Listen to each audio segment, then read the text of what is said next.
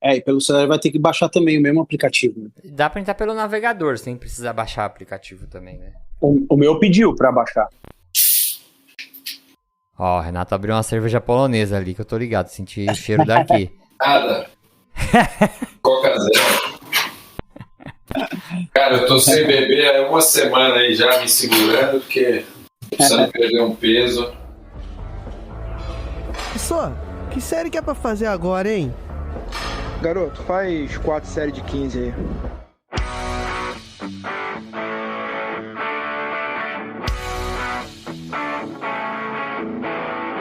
Você está ouvindo o podcast 4 de 15.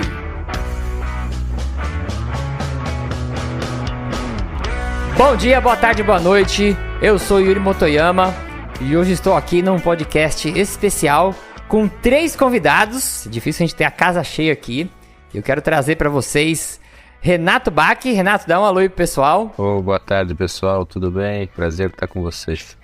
Guilherme Berriel. Guilherme, dá um alô. Alô, boa tarde a todos aí, um prazer estar aqui podendo participar. E o nosso querido Rodrigo Giannone, que já apareceu aqui, resgatei ele do calabouço. Fala, Rodrigo, dá um alô pessoal. Fala, audiência do 4 de 15, tudo beleza? Vamos pra cima. Boa, eu antes de começar já queria agradecer a presença de vocês 3 para falarmos de um tema que é super atual, que é gestão de desempenho no esporte. E se você nunca ouviu falar nisso e trabalha com esporte, fica aqui neste programa que você vai descobrir bastante coisa interessante. Gestão de desempenho é um processo onde nós vamos medir, monitorar, melhorar o desempenho dos atletas, em conciliação com as equipes. A gente vai falar como que esse processo é feito, quais as tecnologias que estão envolvidas nisso, como que pode mudar o esporte de alto rendimento a partir deste ponto de vista. Antes de ir pro programa, vamos deixar aqui alguns recados. Esse recado é para você que é profissional da saúde, profissional de educação física, fisioterapeuta, nutricionista e tem presença nas redes sociais. Usa as redes sociais para promover o seu serviço, promover o seu trabalho, né? Conseguir parcerias, formas de você se desenvolver profissionalmente. E aí muitas dessas pessoas contratam uma equipe de marketing, mas aí depois, dependendo da equipe de marketing, ela não entende como funciona essa parte do mercado de saúde, né? Informações voltadas para a área da saúde, e o perfil perde um pouco de identidade e a pessoa acha que aquilo não vai funcionar. Nesse sentido, a Daisy, que é a colaboradora, tá junto da gente do 4 de 15 já há muito tempo, que tem o perfil Ciência do Exercício, que provavelmente você conhece, que é um perfil que já está há muito tempo fazendo divulgação científica, é um perfil já reconhecido dentre os profissionais da saúde e dentre os nichos, né, de promoção de informações sobre saúde. Ela criou alguns serviços avulsos sobre demanda e ela tem realizado esse trabalho com profissionais liberais. Você pode chegar lá, ou às vezes uma empresa, uma academia, alguma coisa nesse sentido, tá?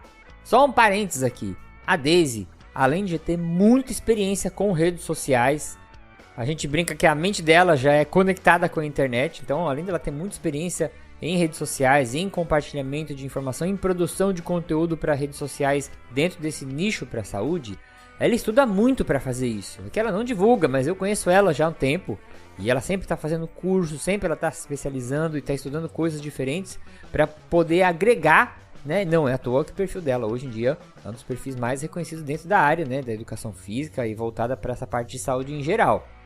Então ela está oferecendo alguns serviços.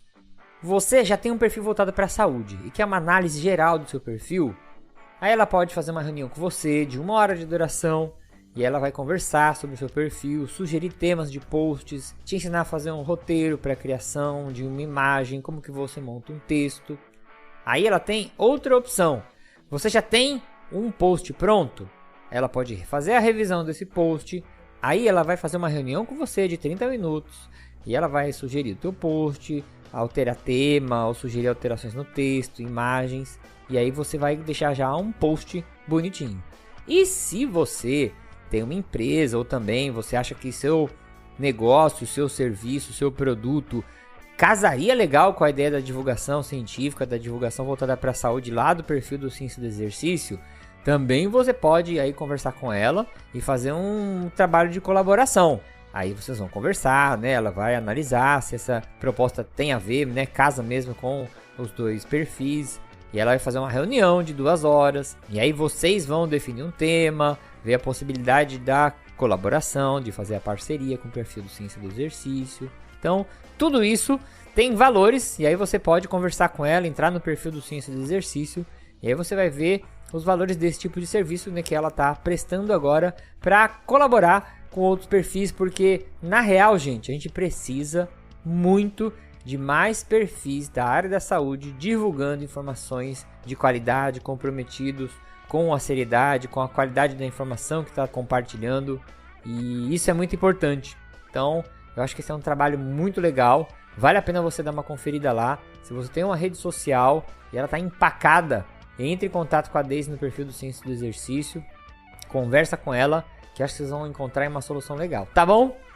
E para não perder o costume, gente, compartilhe esses programas com uma pessoa que não conhece o 4 de 15. Eu tenho certeza que você tem um amigo ou uma amiga que não conhece o 4 de 15. E aí me pergunto eu, Yuri Motoyama, por que, carga d'águas, você não apresentou este programa para os seus amigos? Entendeu? Por que você não foi lá e falou, poxa, tem um podcast legal aqui, não sei o quê. O que você está esperando para fazer isso, tá? Porque o podcast, ele tem algumas métricas onde ele vai crescendo. E ele cresce a partir do compartilhamento, a partir de mais pessoas ouvindo, né, o nosso trabalho. Se você acha que o nosso trabalho vale a pena, que as nossas informações, as pessoas que a gente traz aqui, vale a pena ser compartilhada, de alguma forma vai beneficiar a profissão de educação física, compartilha, gente. Taca-lhe o dedo. Todo lugar que der pra avaliar, você avalia. E aí vai lá no Spotify, dá 5 estrelinhas. Não sei se o Deezer tem estrelinha, você dá. Eu sei que na Apple Podcast tem estrelinha, vai lá e dá estrelinha. Compartilha, coloca na rede social, marca a gente. Fala, pô galera, vamos ouvir esse programa que é legal. E aí você vai ajudar o 4 de 15 a crescer e compartilhar informações legais. Como as do podcast de hoje, que a gente vai falar de gestão do esporte. Que muita gente às vezes nem ouviu falar desse termo. E é uma área que o profissional de educação física pode trabalhar, né? A gente vai ver. A gente trouxe aí profissionais gabaritadíssimos para falar disso, tá bom?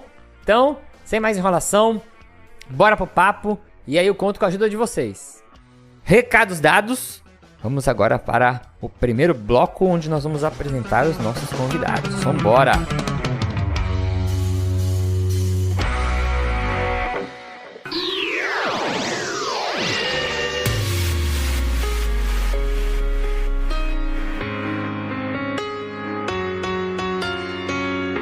Então vamos aqui apresentar nossos convidados.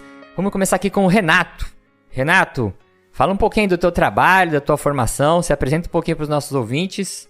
Vamos lá, eu sou preparador físico da Seleção Brasileira de Vôlei masculina, adulta, desde 2013. Trabalho com vôlei já desde 2001. Fiz alguns estágios, me formei na USP, Faculdade de Educação Física e Esporte, e saí fazer alguns estágios pelo Brasil. E em 2013, trabalhei como assistente do preparador físico da Seleção Brasileira, quando o Bernardinho assumiu a seleção em 2001. Enfim, trabalhei em alguns clubes no exterior também. Trabalhei na Seleção Portuguesa de vôlei masculino, trabalhei no Panathinaikos, um time na Grécia. E depois, em 2003, voltei ao Brasil, trabalhar na CIMED Floripa, que foi um time fantástico que a gente já teve um dia na Superliga.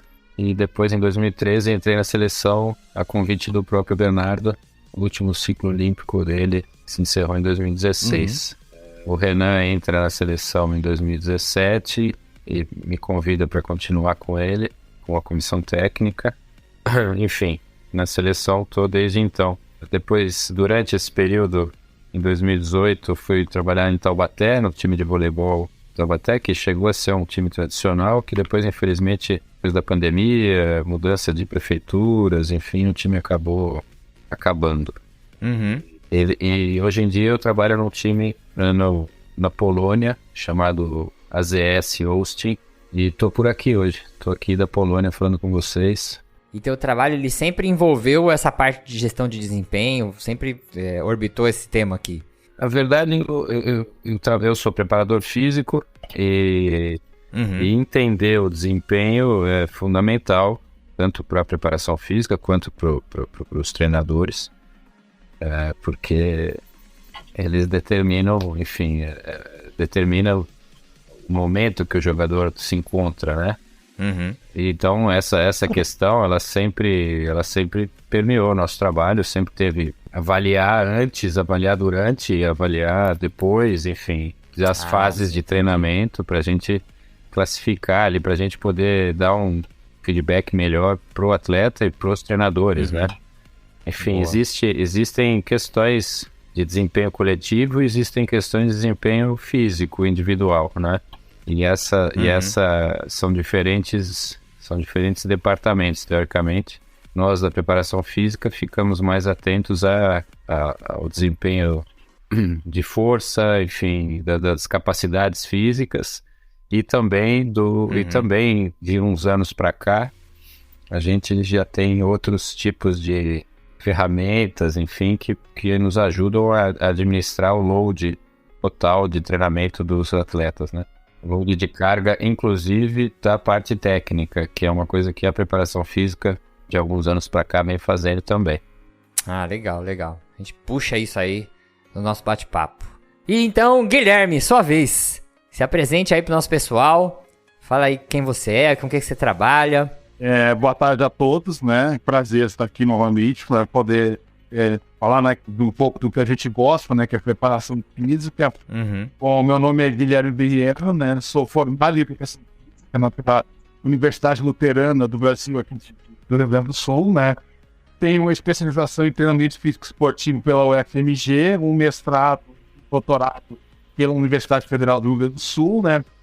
Atualmente, eu trabalho como preparador físico da Seleção Brasileira Sub-21, né? A convite do Renato, estou trabalhando na seleção desde 2017, né?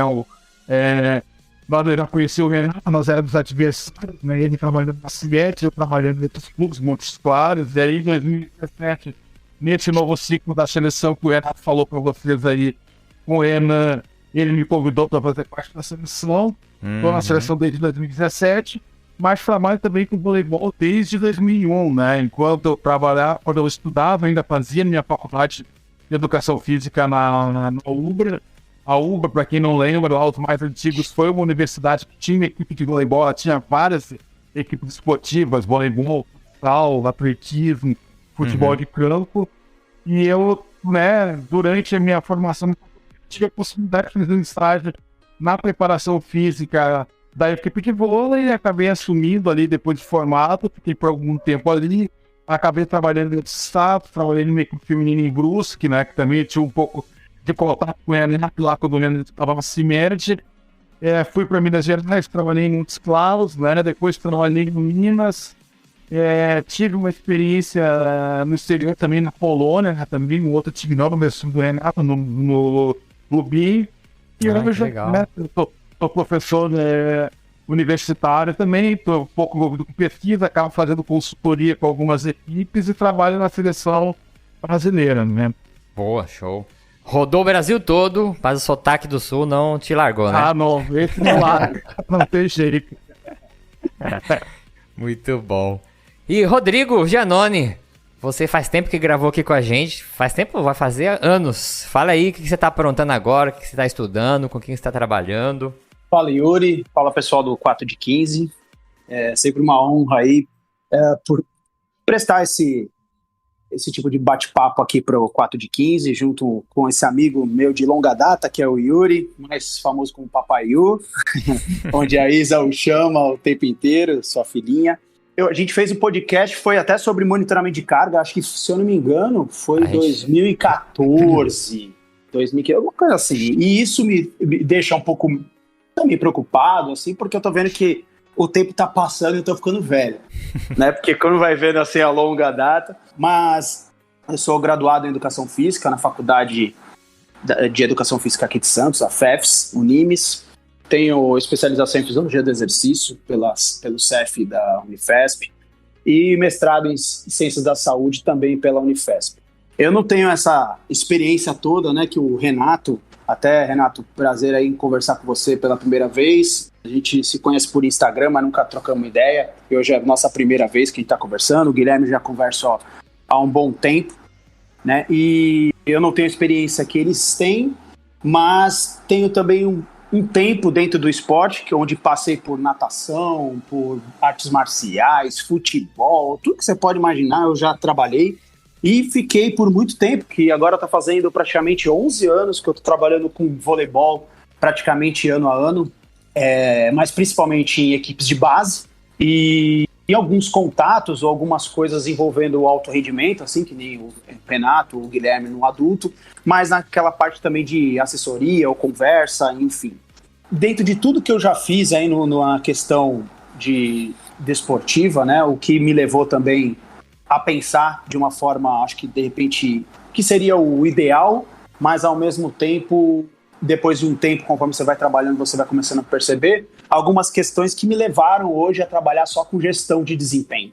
Então, hoje eu tenho uma assessoria que é chamada Hog Sports Performance, que hoje ajuda os profissionais a realizar a análise de dados, a fazer painéis, por exemplo, de apresentação para a comissão técnica, enfim, algo que a gente vai conversar bastante aí e que eu espero que colabore aí para o pessoal conhecer um pouco esse segmento aí dentro do esporte, que está cada vez mais, está avançando, né? As pessoas estão conhecendo, mas ainda estamos bem ainda faltando muito para a gente ter principalmente um cargo relacionado no voleibol, né, na modalidade de voleibol, de uma pessoa fazendo essa gestão de desempenho. E aí a gente, através da conversa, a gente vai entender bem aí, até é legal que o Renato e o Guilherme estejam, para cada um passar a sua experiência, a sua visão, né, aquilo que eles acham o que é realmente gestão de desempenho. Boa. Então vamos embora, todo mundo apresentado aí, vamos para a pauta principal.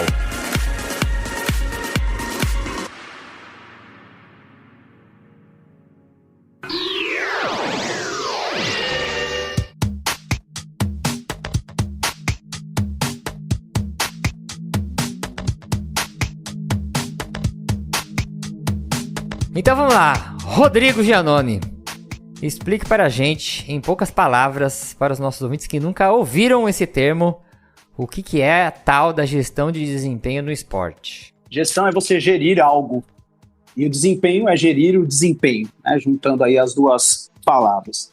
E quando nós falamos em gerir, nós precisamos de informações para que a gente consiga tomar a melhor decisão, para que a gente tenha resultados, por exemplo, positivos quando a gente fala em desempenho, melhorar o desempenho do atleta, fazendo com que todo o nosso planejamento no final de tudo isso tenha aquilo que a gente realmente gostaria que tivesse acontecido, que é a melhoria de desempenho. Entretanto, quando isso não acontece, né, que quando não são todas as vezes que nós prescrevemos treinamentos, planejamos e de fato o desempenho do atleta acontece, quando a gente faz essa gestão de desempenho, a gente consegue, na maioria dos casos, verificar o porquê que o atleta também não teve aquela melhora de desempenho. Então, quando a gente fala de gestão, a gente fala de análise descritiva, que é o que aconteceu, por que está acontecendo, né, que seria uma diagnóstica, preditiva, o que vai acontecer, e a prescritiva, o que nós vamos fazer para que aquilo aconteça. Então, é muito importante quando a gente pensa em gestão de desempenho, verificar através dessas informações para que a gente consiga sempre, mesmo baseado nos erros e acertos, né? Falo erros e acertos no caso de melhorar ou não performance, a gente conseguir errar menos no futuro. Então, até mesmo quando a gente fala de gestão de desempenho, que nem a gente está com hoje 2 profissionais aí gigantes dentro do voleibol brasileiro, onde trabalham, o Guilherme ainda trabalha um pouco com a base, né? Mas está muito próximo do adulto, e o Renato já trabalha com o adulto. E essa gestão, ela tem que vir desde a base. É uma elaboração de processo para que você consiga gerir tudo o que está acontecendo durante todos os anos com aquele determinado jogador, que nem sempre ele vai estar em todas as seleções, mas pode isso acontecer. Mas é como se fosse um mapeamento, uma gestão desses jogadores para que a gente consiga conhecer cada vez mais e assim a gente errar menos em relação a toda a prescrição de treino. Boa. Foram poucas palavras? Foram. poucas e boas. E uma coisa que eu queria começar aqui perguntando pro Renato, que já tem uma experiência também no voleibol e relacionado a isso. Como que você explicaria a importância dessa gestão de desempenho para o atleta ou para a equipe também? Isso o Rodrigo falou muito bem. O que eu posso complementar é mais um pouco do que a gente vive no dia a dia, né? A gestão de desempenho numa equipe coletiva, né, no esporte coletivo, como é o voleibol, ela tem algumas questões que dificultam o processo, porque uma equipe coletiva do esporte como o voleibol, por exemplo, o desempenho técnico, o desempenho tático, enfim, o resultado de uma partida, de uma fase de campeonato, de um próprio campeonato inteiro, ou de um próprio ciclo, de uma própria temporada, de um ciclo, né? Essas análises todas que são feitas em função do voleibol, propriamente dito, que a equipe apresenta, a gestão individualizada, ela vem assessorar essa questão técnica toda, né? A gente, uma coisa que não tem como fugir é que os caras estão ali para jogar vôlei. Então, o nosso objetivo é mantê-los o maior tempo no treinamento e que o treinamento gere subsídio para eles performarem bem, enfim, nas partidas, enfim, né? Todas as avaliações, elas estão um degrau abaixo do desempenho técnico, né? Muitas vezes, um atleta, ele está pior em todas as nossas avaliações físicas, mas ele tecnicamente continua performando e ele não sai do time. E não que a função do preparador físico seja tirar alguém do time, né? É exatamente isso que eu quero dizer. A gente tem, numa modalidade individual, como a natação, como o atletismo, o desempenho físico, ele é a prova, o mais rápido, o que salta mais distante, o que salta mais alto. A prova é uma prova física, né? É uma prova que está totalmente vinculada ao desempenho físico daquele indivíduo, simplesmente, né? Então, numa equipe coletiva, existem diferentes formas de gestão que vão da individual, como o Rodrigo falou muito bem, até as questões coletivas, né? Tecnicamente, por exemplo, um exemplo, dentro da gestão de desempenho vista pelos treinadores, eles conseguem até ver se um atleta, por exemplo, ele rende mais jogando ao lado o atleta A rende mais jogando ao lado do B ou do C, entendeu? E assim vai. Então essas combinações de grupo, enfim, elas já passam, que já sai um pouco da minha área da preparação física, mas a preparação física e o nosso departamento, ele tem como objetivo, independente se o atleta é o A, o B ou o C, a gente tem como meta informar o treinador e a comissão técnica sobre o estado do atleta, né? De onde ele veio, onde ele está e aonde ele pode chegar, né? E é para isso que a gente avalia constantemente. Enquanto a temporada está passando, a gente continua de olho nisso tudo, né? E a sua pergunta que você me fez sobre a importância disso, né? Hoje em dia é fundamental. Hoje em dia a gente já não consegue mais trabalhar, os treinadores já dependem desse nosso feedback, né?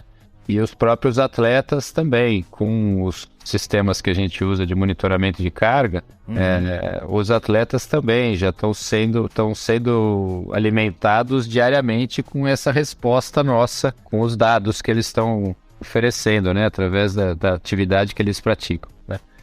Entendi. E uma coisa que você falou, Renato, que eu fiquei aqui, achei bem interessante, eu não sei se eu entendi certo, mas, por exemplo, você falou que, às vezes, o desempenho físico de um atleta tá abaixo, vamos dizer, de uma média esperada, mas o desempenho técnico não. Isso significa que, em grupo, essa baixa de desempenho físico dele meio que é diluída no grupo e não... Perfeito. A verdade... O desempenho físico de um atleta, ele está sempre um passo atrás do desempenho técnico. Agora entendi. O que eu quero dizer com isso? Quero dizer com isso que um jogador médio, ele está fora dessa conta que eu acabei de falar, né? Mas aquele jogador extremamente talentoso, aquele cara fora da curva, esse cara tecnicamente é tão bom, tão acima da média, que independente da forma física dele, ele ainda continua entregando um resultado técnico, enfim, tático importante, né? Entendi. É o que explica muito um jogador ficar numa seleção brasileira por 10 anos. Tá. Esse desempenho físico desse atleta, ele se alterou durante a trajetória de carreira toda. Porém, o resultado que ele apresenta, assim, tanto pelo lado estratégico, tanto pelo lado emocional, tanto pelo lado técnico, que ele vai adquirindo com o tempo, né, com a experiência, enfim, além do próprio talento, para lidar com tudo isso, faz com que ele, independente de uma queda de qualidade, né, nas capacidades físicas propriamente ditas, ele continua performando e muitas vezes até melhor, né? Essa que é a questão, né? Essa que é a questão que eu queria trazer em relação a uma modalidade coletiva e uma modalidade individual. O cara que passa a ter menos força, menos potência no atletismo, ele cai 10 posições e pronto. Não adianta ele ser experiente né? Sim. Que ele não consegue mais acompanhar o ritmo de quem está no topo, entende? É claro que isso acontece, essas repercussões interferem no coletivo, mas enfim, quando a questão técnica, tática, emocional, que é o que mais determina o esporte de alto nível, principalmente nesse nível de seleção, tá? O cara se mantém Mas é muito importante eu dizer aqui, eu não quero que vocês pensem que aqui a preparação física não é importante, não é isso que eu tô dizendo. Sim. Não, deu pra entender. Eu só estava complementando ali a questão, e mesmo porque, muito pelo contrário, né? Agora eu vou falar como preparador da seleção brasileira. O nível técnico, físico, o nível em geral é tão alto que hoje em dia não se pode mais estar nem um degrau atrás em nenhuma das questões que contribuem para a prática do bom voleibol coletivo, né? Posso dar um adendo aí, o que o Renato falou, que acho que foi muito pertinente e eu acho que a gente pode acrescentar até mais para essa discussão. Quando o Renato falou de, por exemplo, às vezes alguns jogadores, e sim, eu trabalhei com a base, onde tem às vezes, discrepância também de banco de reservas e jogadores que estão ali como titular, né? E aí o que acontece?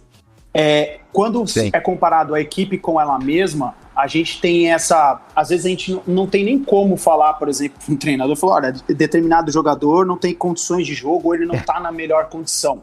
Vamos colocar um outro atleta ou uma outra atleta. Por quê? Porque, tecnicamente, ele realmente, mesmo estando em piores condições, ele pode ser melhor que o outro. Perfeito. E a melhor condição é sempre a melhor condição técnica. E a melhor condição para a equipe. É isso. Claro que melhor ele tiver fisicamente, muito melhor. Mas a melhor condição, o que vai fazer com que ele continue ou não dentro dos planos do treinador é a condição técnica. Isso aí é preponderante. E aí é onde entra a gestão, né? Da gente saber os motivos, e nem sempre a gente sabe os motivos do porquê a gente ganhou e perdeu, mas se a gente for comparar a nossa equipe com uma outra equipe, a gente nunca sabe a condição da próxima. Por exemplo, nível internacional, que nem vocês têm essa experiência, geralmente, você pega o campeonato mundial, é muito próximo. É como se fosse um campeonato mundial de atletismo que todos têm quase o mesmo nível de potência, de força, né? O que muda às vezes é uma biomecânica, enfim.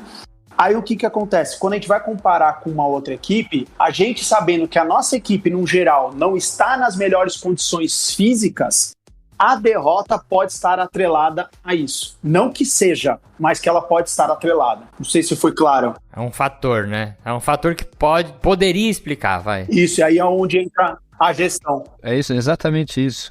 A gestão nada mais na minha opinião, do que você reunir o maior número de informações possível e entregar isso para sua comissão técnica, e vai ser usado para as avaliações, tanto durante o processo quanto pós-campeonato, né?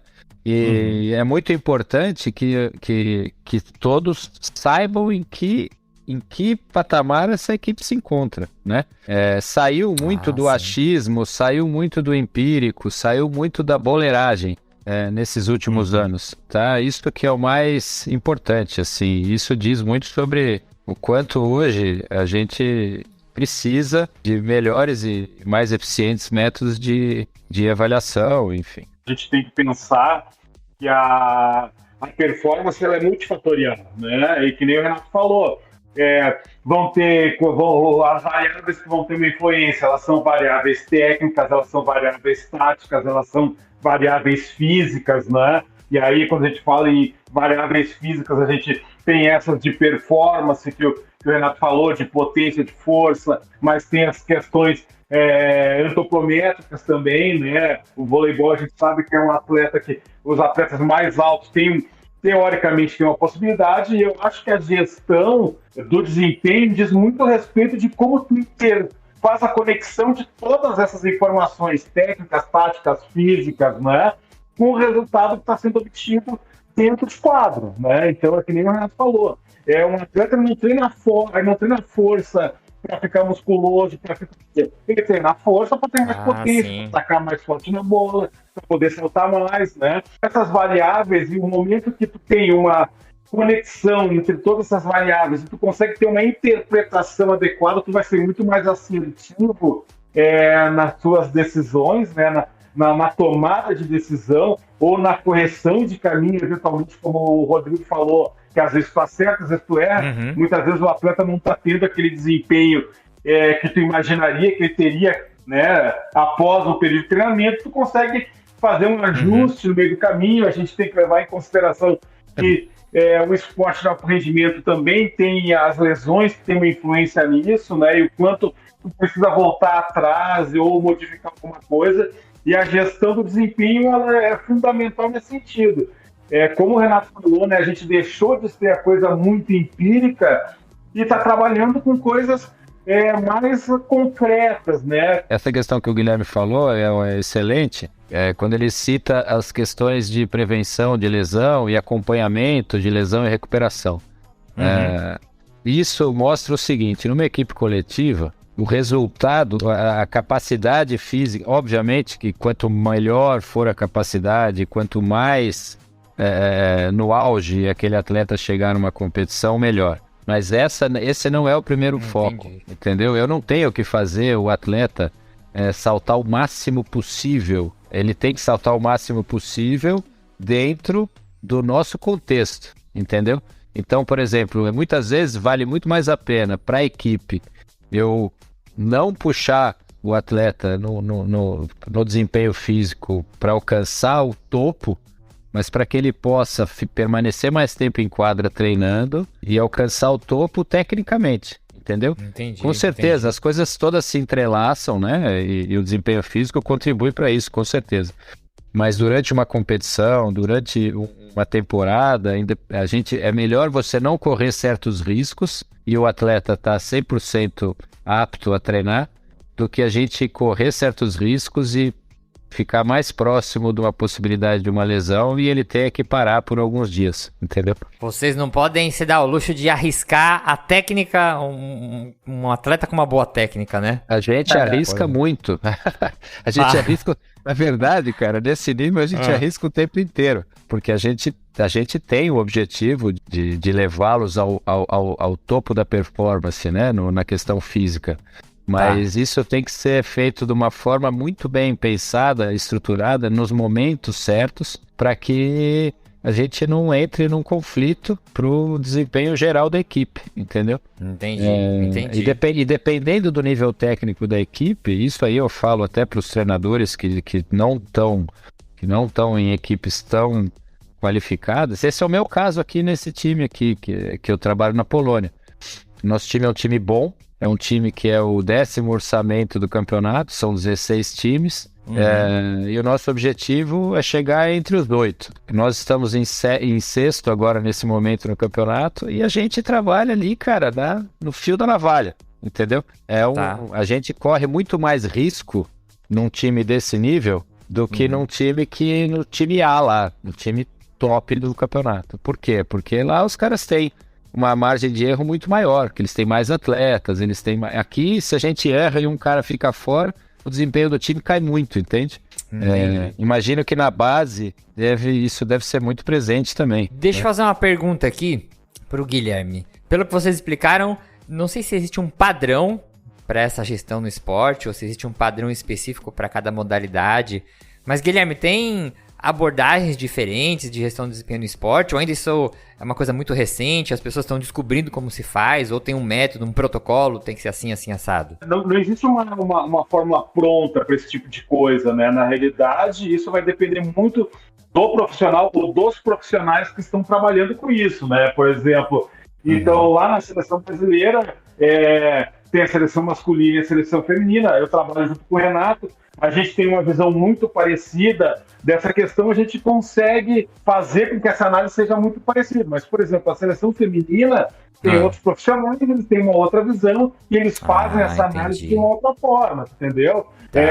Aqui nós três somos preparadores físicos, o Rodrigo também de uma maneira geral, a gente, pelo que a gente está falando, a gente tem uma ideia muito parecida. Mas isso não quer dizer que se nós tivéssemos uma visão diferente da preparação física ou dessa gestão de dados, que ela não poderia ser feita de forma diferente, né? Cada profissional, ele vai identificar suas necessidades, então é mais fácil eu fazer uma avaliação dentro da minha realidade e dentro do meu entendimento para poder criar uma interpretação melhor. Boa, perfeito. A preparação física e o condicionamento físico, a fisiologia do exercício é uma área muito ampla, né? É difícil um profissional ter um conhecimento muito aprofundado de tudo. A gente vai indo para algumas coisas que são mais relevantes porque a gente está trabalhando naquele momento. Eventualmente a gente não vai ter um equilíbrio de tudo, alguma outra coisa a gente não vai ter tanto conhecimento, né?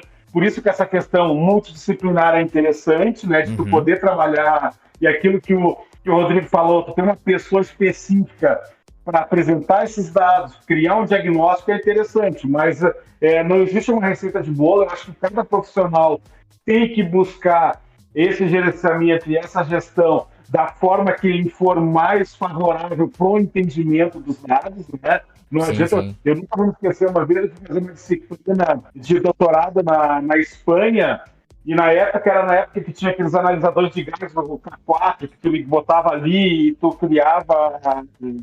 que era o mais moderno, né? Tu botava o analisador do lado ali da esteira, e aí a universidade que eu tinha feito a disciplina na Espanha tinha esse analisador de gases, né?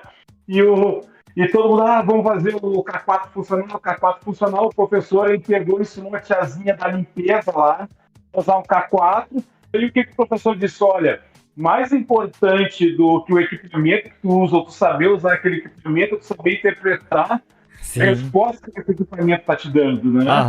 Eu acho que isso é importante, né? Independente, eu acho que daqui a pouco nós vamos falar sobre isso, sobre a tecnologia que está por trás disso. O importante é a gente fazer uma gestão do desempenho em cima do que a gente conhece, em cima de possibilidades que a gente possa trabalhar. Eu não posso, na minha categoria de base, querer fazer uma avaliação muito sofisticada, se eu não vou ter os equipamentos para aquilo ali, né?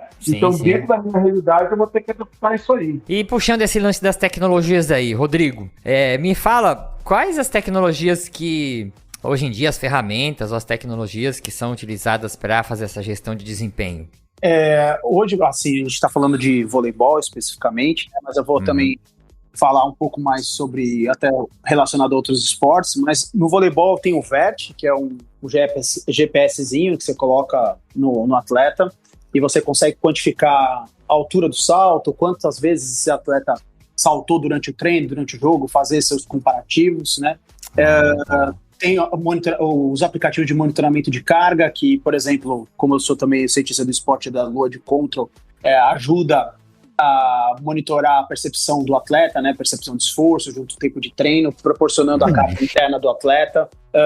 Hoje tem aí várias ferramentas para implementação dessas informações para que você consiga colocar a estatística para rodar, para verificar realmente se o atleta melhorou ou não em magnitude, por exemplo, de performance.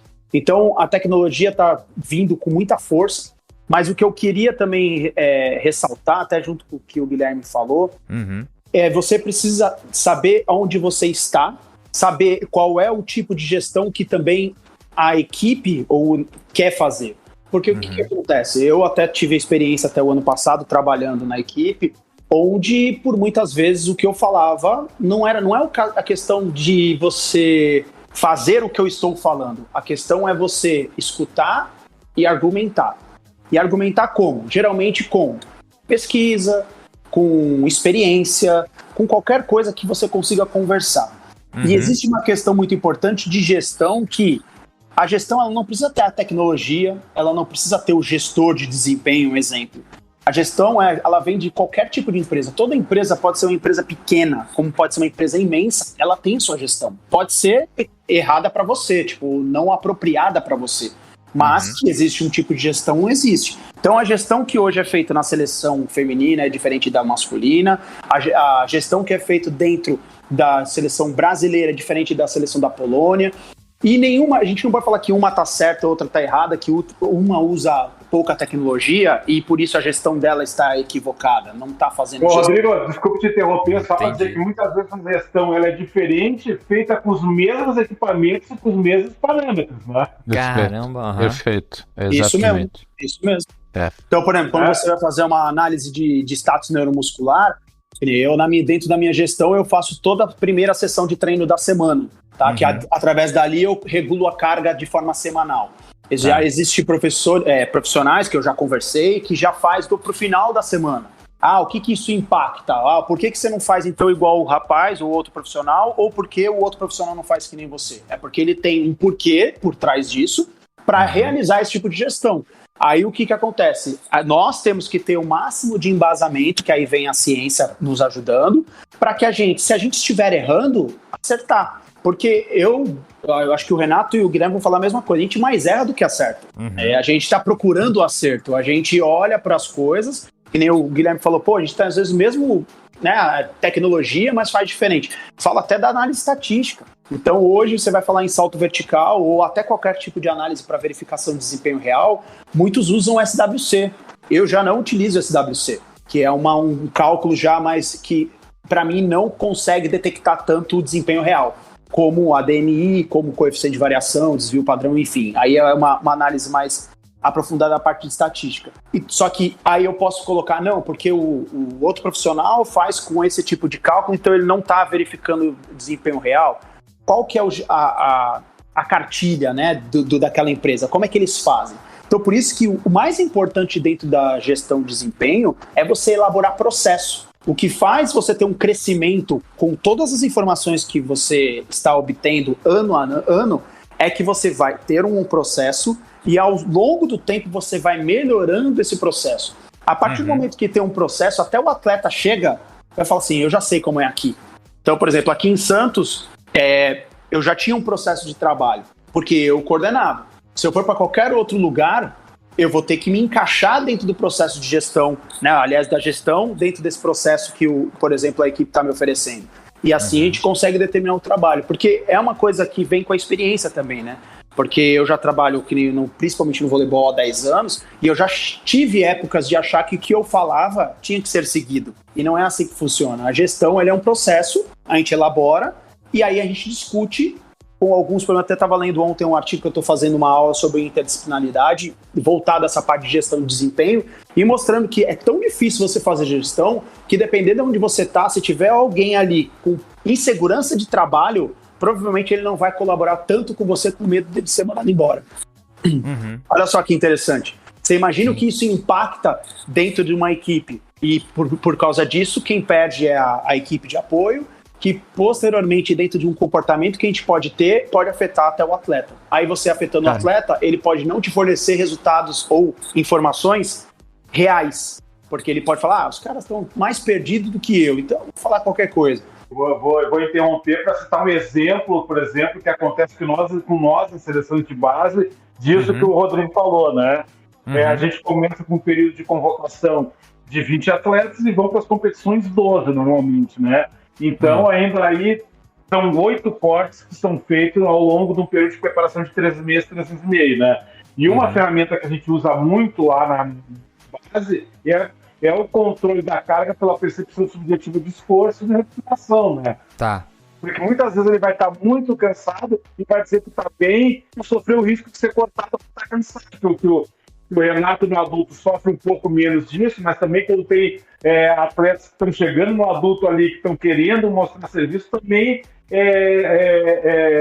incorre um pouco dessa situação, né? E uma outra relação disso aí é na Polônia. Não sei se o Renato está vendo isso, mas na Polônia, sim, é um país que é muito fechado, né? Os atletas, existe uma outra relação entre os profissionais, assim, do staff e os atletas, pelo menos é no meu time, né? Quando o Rodrigo fala a gente muito mais erra do que acerta, na minha cabeça isso se lê da seguinte maneira: a gente trabalha dentro de uma linha de convicção, né? Então a gente planeja um trabalho e aplica dentro de uma linha que você previamente determinou. Obviamente, durante uma temporada, essa linha ela se autorregula, ela se ajusta pelo percurso, né? E quando se encerra uma temporada, você avalia todas as temporadas que eu iniciei com planos aperfeiçoados em função dos erros que a gente cometeu, ou enfim, ou das repercussões negativas que a gente percebeu na temporada anterior, né? Outra coisa é o seguinte: nenhuma ferramenta ela vai te dar o dado mágico. Nenhuma ferramenta. É como o nosso conhecimento para ser treinador, tá? A gente trabalha num esporte que é multidisciplinar, onde lida com pessoas, e isso em tanto numa modalidade individual como numa modalidade coletiva. Se o atleta tem um problema em casa, a mulher dele ou o filho está doente, e ele tem a competição no dia seguinte, mas a chance é enorme dele ter um desempenho pior, né? Então a gente está sujeito a uma série de questões que não estão na nossa mão, não é uma coisa exata, né? Então, assim como o nosso conhecimento para planejar o treinamento, o que eu quero dizer?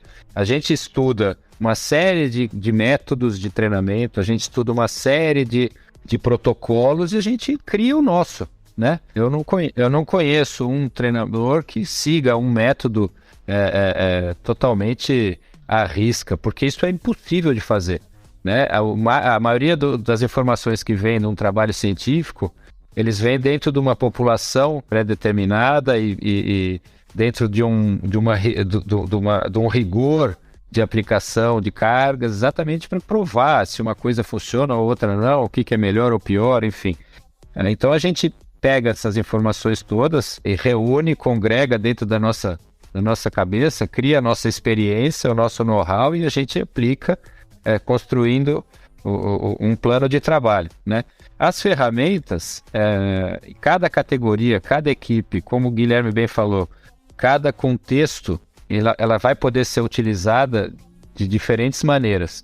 Mas o que é preponderante, como o Rodrigo também falou, é que, e que na minha opinião, se resume da seguinte maneira: a gente tem materiais e ferramentas para responder perguntas, certo? Se o nosso treinador ou a nossa comissão técnica não quer essas respostas, a gente não consegue, independente da gente tê-las, né?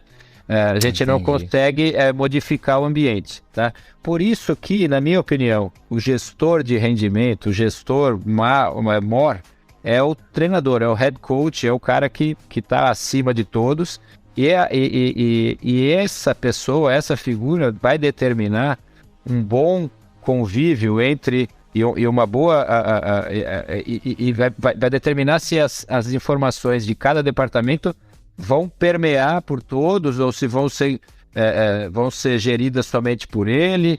Depende, isso depende muito de um treinador para o outro. Eu tenho o privilégio e a honra de ter trabalhado com os maiores treinadores de vôlei do Brasil.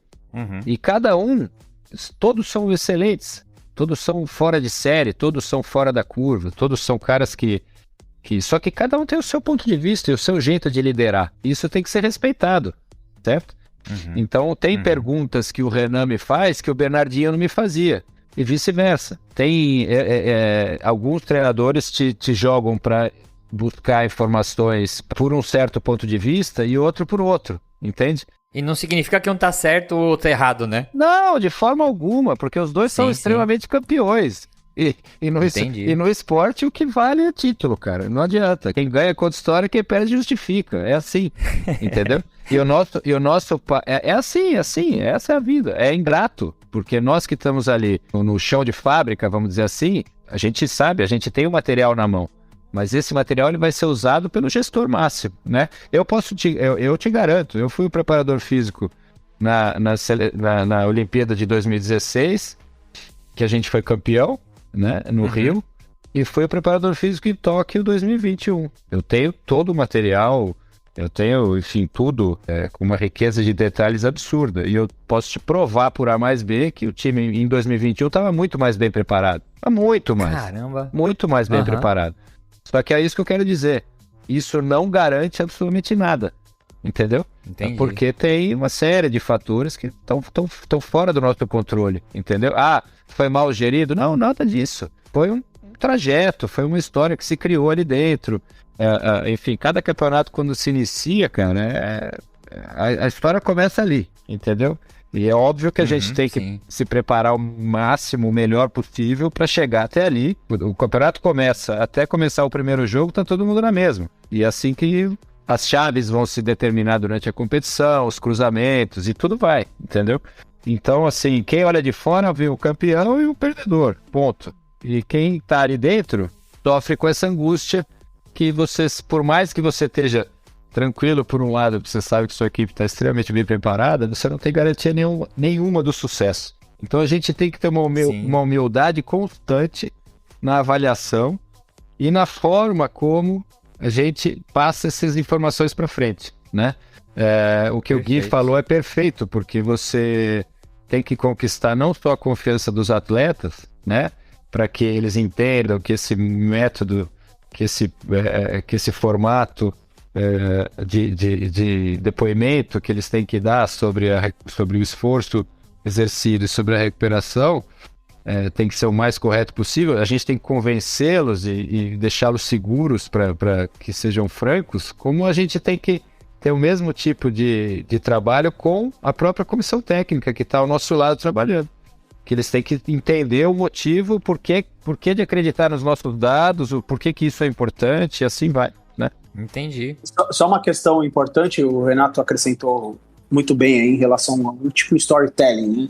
É você criar uma história ali, um enredo, que ele vai se criando desde o treinamento, dia 1 de treinamento até o final de uma competição, onde ajuda muito a você diagnosticar várias coisas com esse storytelling que vai criando, porque os dados, ele por si só, ele não te dá nada, né? Ele precisa de um storytelling junto para que você consiga verificar algumas coisas. E aí eu passo um dado aqui que eu vi num artigo de jogadores, esse no caso foram jogadores de futebol, Campeonato Espanhol, que joga o Campeonato Espanhol da Liga A. E eles começaram a perceber que os jogadores, o time que perdia, ele corria mais que o time que ganhava. Então, por exemplo, você começava a perder o jogo, os jogadores começavam a correr mais. Aí você imagina isso dentro de uma análise, né? E eu estou colocando tudo isso em relação à história, né, que a gente precisa ter. E a gente vê que quando está perdendo, só de estar perdendo, ela já serve como um parâmetro para a gente poder contar a história, para essa história estar junto com os dados, para a gente saber o porquê que isso está acontecendo. Perfeito. E aí cabe ao treinador de analisar essa informação. Porque se ele for ao pé da letra, ele vai tomar decisões erradas. Então ele tem que analisar essa informação, o que acontece pelo lado psicológico, qual a preponderância, né? Da onde vem a motivação do atleta, entendeu? O negócio é muito amplo, né? Cada pessoa vai responder essa pergunta de uma maneira diferente. Tu imagina pela resposta que o Rodrigo deu desse estudo aí, o time que perde, corre mais, tu analisa friamente esses dados sem correlacionar com nada. Bom, se o time que corre mais está perdendo, vamos correr menos. Exatamente. Né? E aí, aí é que é aquela questão que a gente falou no início, da multivariabilidade das respostas. Ou seja, não é só o fato de correr mais para perder, é uma série de dinâmicas que está acontecendo no jogo, que quando o cara está perdendo, ele tem que correr mais. Mas não quer dizer que o outro não corra também.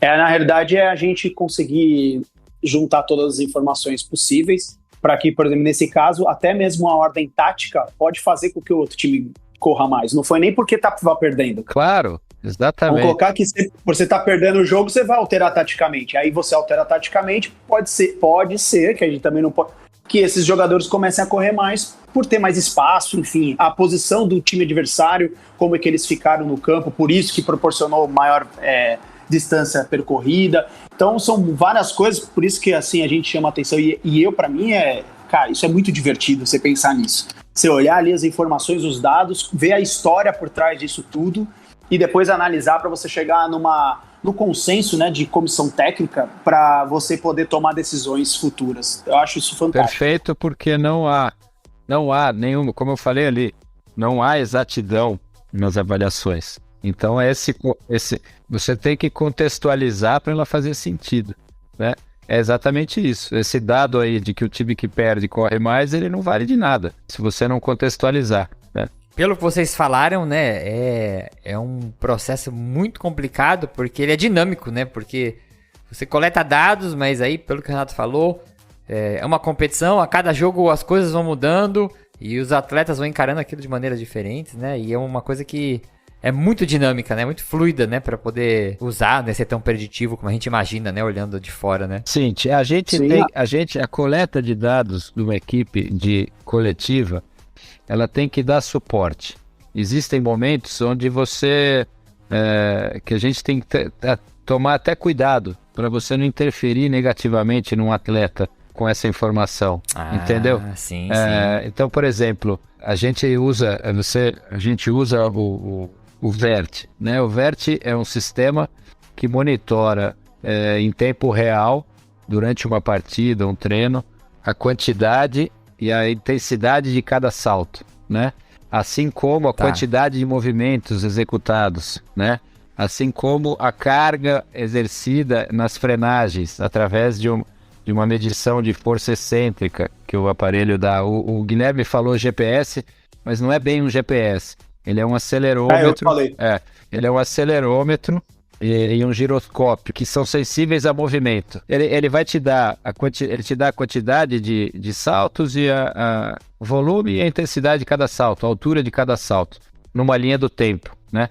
Então, por exemplo, isso é uma coisa que é motivante para o atleta, porque eu deixo o iPad ali com todos os jogadores conectados durante um treinamento e eles vão acompanhando, né? Durante a temporada, durante cada treinamento, e eles vão se comparando, se sacaneando um com o outro. Puta, olha aqui, ó, isso aqui, saltei mais que você. Ou então, eles vão se acompanhando. É muito importante que essa avaliação, que pelo menos essa é a minha forma de entender, eu jamais comparo indivíduo com indivíduo, né? Eu não posso comparar isso. Eu tenho que usar para avaliar individualmente, né? Se aquele jogador vem evoluindo e se aquele jogador, em relação à altura, né? Eu quero dizer, agora, em relação à quantidade, é uma baita ferramenta para eu mostrar, para o treinador, atenção, dos nossos 6 ponteiros, 2 saltaram 20% a mais do que os outros 4, né? O que houve? Então também é uma ferramenta para o próprio treinador monitorar o próprio treino, para ver se ele está conseguindo executar aquilo que ele planejou. Porque muitas vezes o treinamento ele vai indo, ele repete aqui, repete ali, e ele, quando vê a carga, foi totalmente heterogênea. Entende? Então, assim, e o que eu falo que a gente tem que tomar muito cuidado? Porque, por exemplo, essa é uma ferramenta que no meio de uma competição, o atleta pode olhar ali que o salto dele está diminuindo.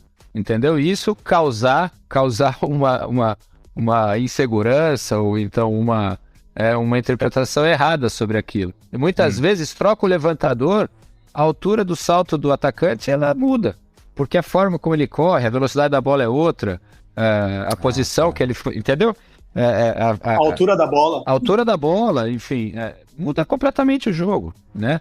Tem jogos que o cara passa mais, então ele às vezes ataca menos. Então é isso. Tem que ser tudo avaliado dentro de um contexto. E ano após ano, cada atleta, hoje em dia isso já não corre esse risco, entendeu? Porque os próprios atletas que estão na seleção, alguns que estão desde então, já estão ali, alguns já estão acostumados a serem monitorados por esse equipamento desde 2015. Então eles já sabem que tipo de informação tirar dali. Tem um livro chamado Storytelling dos Dados. É praticamente isso, é você analisar tudo que você tem de história, o que aconteceu. Às vezes a pessoa não está nem num número, você chegar a acordar, você encontrar com um atleta no corredor, e o atleta chegar, às vezes você já conhece ele tanto tempo, que nem o Renato e o Guilherme aí conhecem os atletas há quanto tempo já, né? Chegando, subindo para adulto ou que estão na base.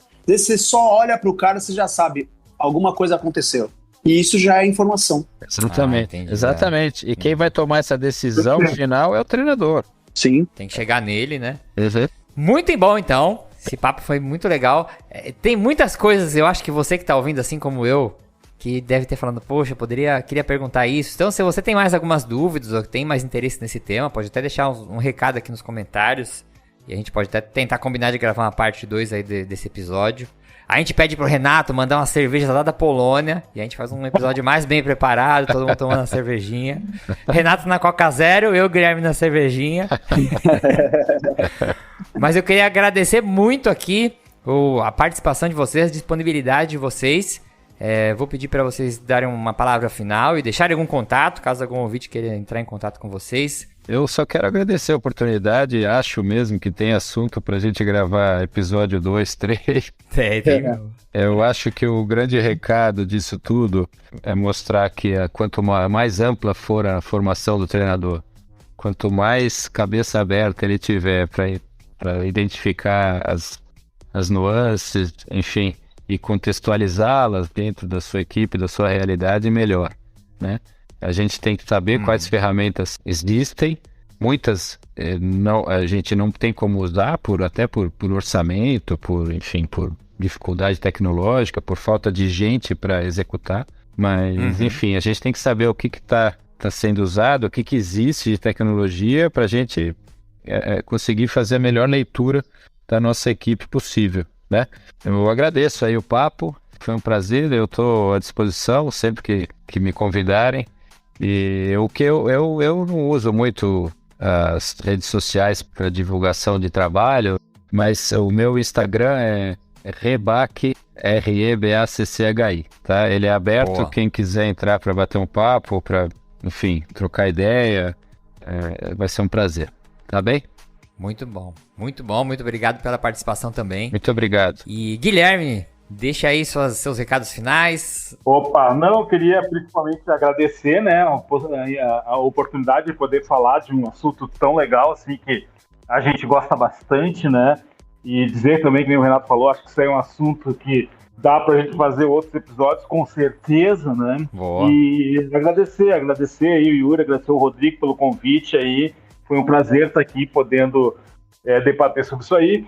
O meu Instagram ali, se alguém quiser manter o contato, é Gui Berriel, né? GUIBERRIEL. Pode entrar em contato comigo ali. Alguém se tiver alguma dúvida, que se quiser saber alguma coisa, a gente pode conversar por ali, não tem problema nenhum. Um abraço a vocês.